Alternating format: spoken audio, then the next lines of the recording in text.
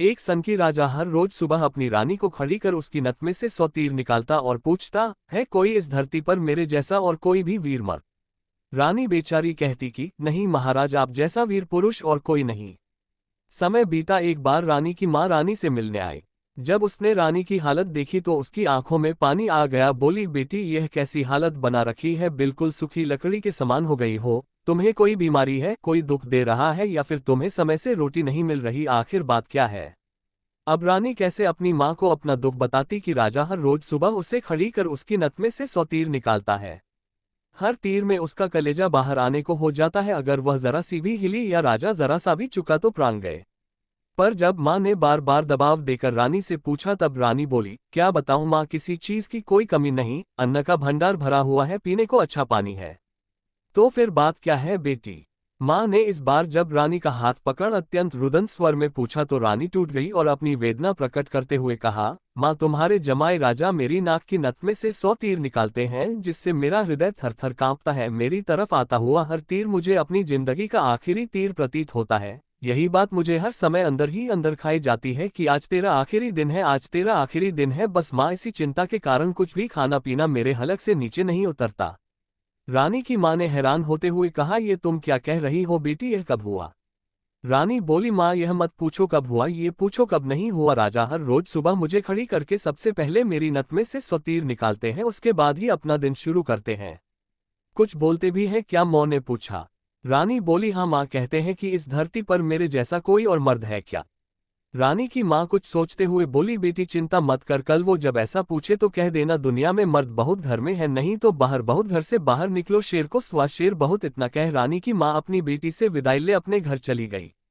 अब रानी को इंतजार था तो बस अगली सुबह का राजा ने सोती हुई रानी को हाथ पकड़कर उठाया और कहा, रानी आ जाओ, समय हो गया। रानी ने सोचा, हे भगवान, बस आज और बच जाऊं, फिर तो जो माँ कहकर गई थी वो बोल दूंगी। और उठकर बाग में जाकर आंख बंद करके अपनी नथ पकड़कर खड़ी हो गई। राजा ने रोज की तरह एक के बाद 100 तीर रानी की नथ में से निकाले। तीर निकाल राजा बोला, बोल रानी, है दुनिया में मेरे जैसा कोई और शूरवीर मर्द। रानी हिम्मत जुटा बोली, महाराज दुनिया में शूरवीर मर्द बहुत, घर नहीं तो बाहर बहुत, आप बाहर निकल के देखो, शेर को सवा शेर बहुत।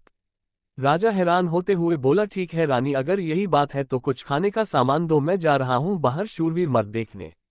मैं भी तो देखूं है कोई मुझसे ज्यादा शूरवीर मर्द इस दुनिया में। थोड़ा बहुत खाने पीने का सामान ले राजा निकल पड़ा। चलते चलते एक कच्चे रास्ते पर हो लिया। थोड़ी दूर ही चला तो आगे देखा एक आदमी रास्ते के किनारे पर लेटा ऊपर की तरफ एकटक देख रहा है। राजा को बड़ा कौतूहल हुआ, ऊपर की तरफ देखा तो उसे सिवाय सूर्य की तेज किरणों के कुछ दिखाई नहीं दिया गया। जिज्ञासावश उसके पास गया और पूछा, क्यों भाई, ऊपर क्या देख रहे हो। काने आदमी ने कहा, इंद्र के अखाड़े में परियों का नाच हो रहा है, वो देख रहा हूँ। राजा ने एक बार फिर से ऊपर देखा पर उसे कुछ दिखाई ना दिया तो उसका आश्चर्य बढ़ गया।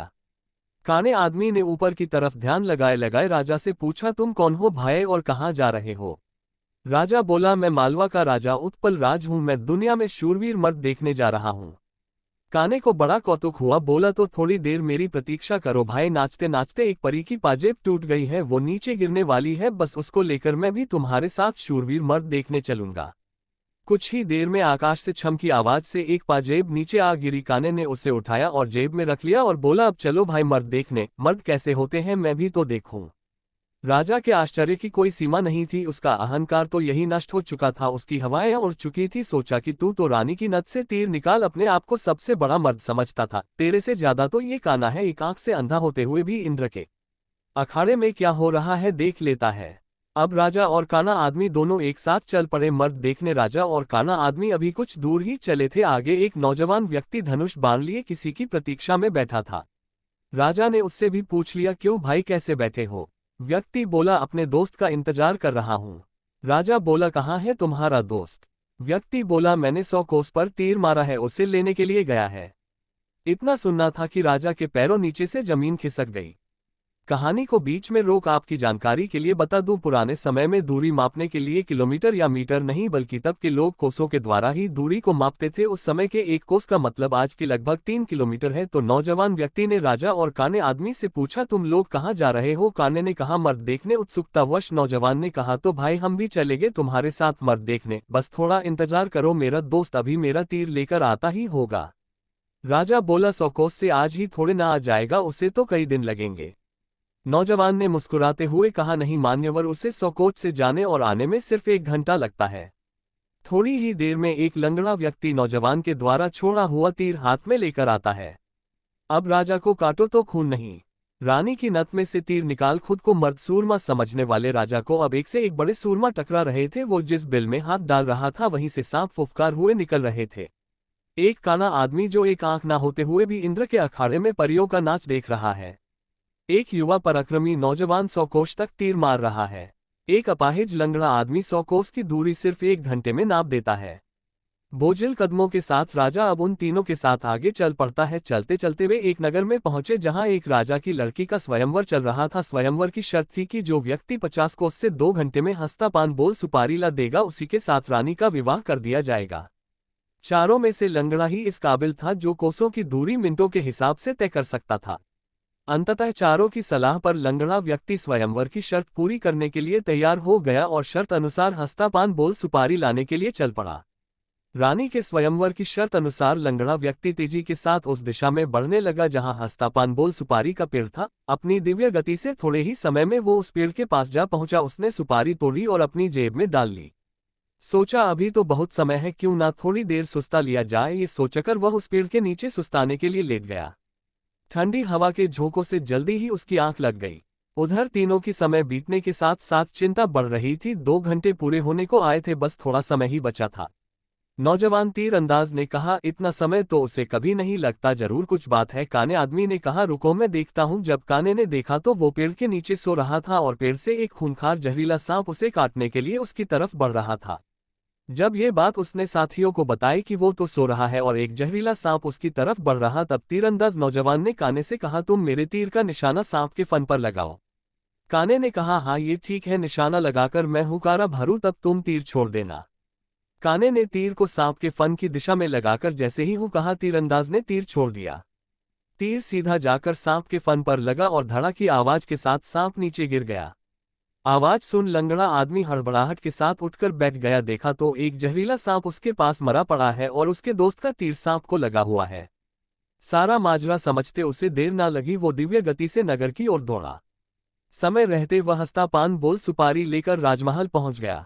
अब समस्या ये थी कि राजकुमारी पर असली हक किसका है। राजा अगर घर से मर्द देखने नहीं चलता तो ये सारा किस्सा ही शुरू नहीं होता। काना अगर अपनी दिव्य दृष्टि से देखकर लंगड़े व्यक्ति को सांप से नहीं बचाता तो राजकुमारी के स्वयंवर की शर्त कैसे पूरी होती। नौजवान तीरंदाज के पास 100 कोस तीर चलाने की क्षमता न होती तो भी उसके मित्र को सांप डस लेता और शर्त पूरी नहीं होती।